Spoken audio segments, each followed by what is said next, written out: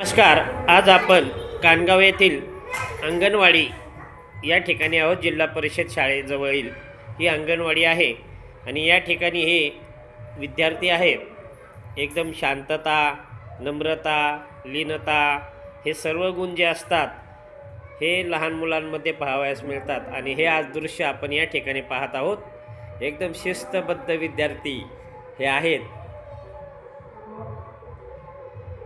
Madam शिकवतात का?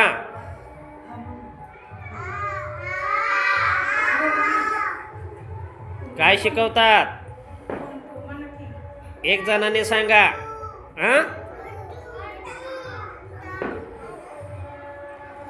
नाव काय तुझं?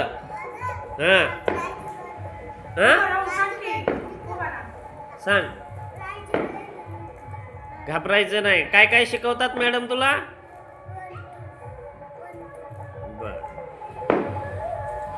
आपलं नाव सांगा. बर. आपण अपंग आहात का?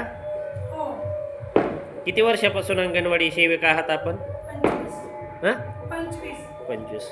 हे पहा, खूप अनेक लहान वयातील विद्यार्थी यांच्या या अंगणवाडी अथवा बालवाडी जी असन, पूर्वी बालवाडी होती, आता अंगणवाडी आहे. त्या अंगणवाडीच्या माध्यमातून आज पहिलीच्या पुढील शिक्षणासाठी जात असताना खूप काळजी घेण्याची खरी ही अतिशय महत्त्वाची जबाबदारी आज अंगणवाडी सेविका यांच्यावर असते.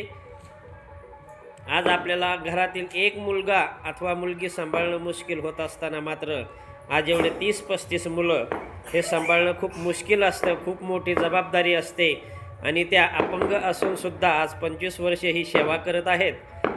तर आज आपल्याला असे काही विद्यार्थी पुढे गेलेले तुम्हाला भेटायला येत असतील ना?